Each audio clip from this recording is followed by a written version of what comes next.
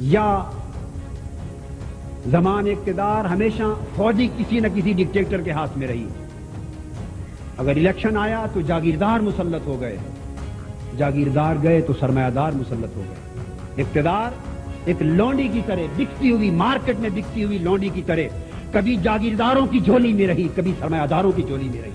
اور جاگیرداروں اور سرمایہ داروں کی جنگ کسی نظام کے بدلنے پر نہیں, کسی غریب کے حقوق کے تحفظ کے لیے نہیں, کسی جمہوریت کے لیے نہیں, کسی ملک کے معاشی استحکام کے لیے نہیں, کسی بیوہ اور کسی یتیم بچی کے سر کے دوپٹہ لانے کے لیے نہیں, کسی کی لٹتی ہوئی عزت کو بچانے کے لیے نہیں, کسی کو اس ملک میں مساوات دینے کے لیے نہیں, کسی کو ترستے ہوئے بنیادی حقوق دلانے کے لیے نہیں. اگر کوئی سرمایہ دار بھی دھکے کھا رہا ہے تو صرف کرسی پر دوبارہ جانے کے لیے, اور جاگیردار بھی مر رہا ہے تو دوبارہ اقتدار پر قابض ہونے کے لیے.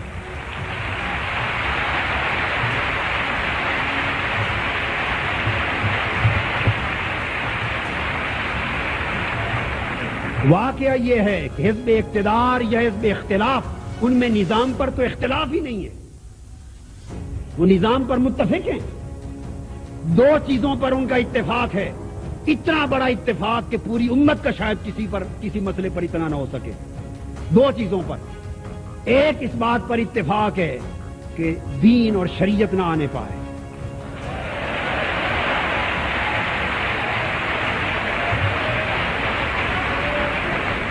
دین اور شریعت نہ آنے پائے, مگر طریقے جدا جدا ہیں. ایک نے تو نعرہ ہی نہیں لگایا دین کا اور شریعت کا, اس نے تو دین اور شریعت کے نام پہ قوم کو دھوکہ نہیں دیا, اس نے غریب عوام کے نام پہ دھوکہ دیا ہے, اس نے جمہوریت کے نام پہ دھوکہ دیا ہے.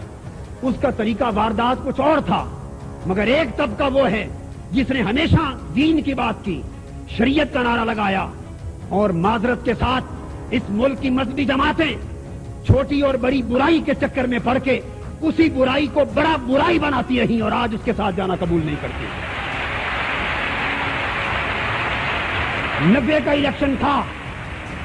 میں آج دو بات کہنا چاہتا ہوں, اور اخبارات کے ہمارے سیاسی حضرات اور اہل علم و دانش موجود ہیں. 90 کا الیکشن ذرا زمانہ یاد کیجئے. اس ملک میں جب الیکشن کا زمانہ آتا ہے, یہ جاگیردار, وڈیرے, سرمایہ دار پوری قوم کو اور اس ملک کی نام نہاد بعض مذہبی قیادتیں بھی اپنے اپنے سیاسی مفادات کے تحفظ کے لیے اگر مذہبی قیادتوں کا بس چلے تو وہ ایمان اور کفر کی جنگ کا سما پیدا کر دیتے ہیں. جیسے جو ان کے ساتھ ہے وہی مومن ہے, جو ان کا مخالف ہے وہ کافر ہے. اور سیاسی مفاد پرست اس ملک دشمن اور ملک مفاد پرست کی تقسیم کر کے ہمیشہ ایک ماحول کریٹ کرتے ہیں.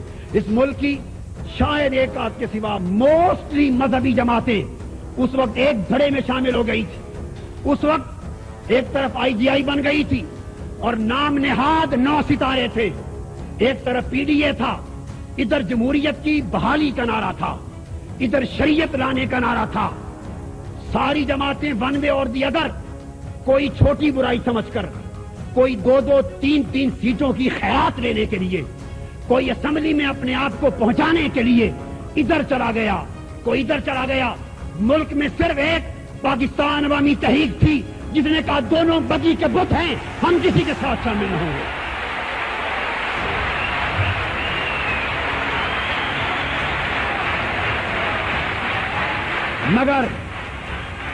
مگر پاکستان عوامی تحریک الیکشن اس لیے جیت نہ سکی کہ اس کے ساتھ جاگیردار نہ تھے, اس کے ساتھ سرمایہ دار نہ تھے, گنڈے نہیں تھے, دہشت گرد نہیں تھے, بدمعاش نہیں تھے, اس کے ساتھ سمگلر نہیں تھے, اور اس کے ساتھ لوگوں کو اقتدار سے ہٹانے والے اور چڑھانے والے نہیں.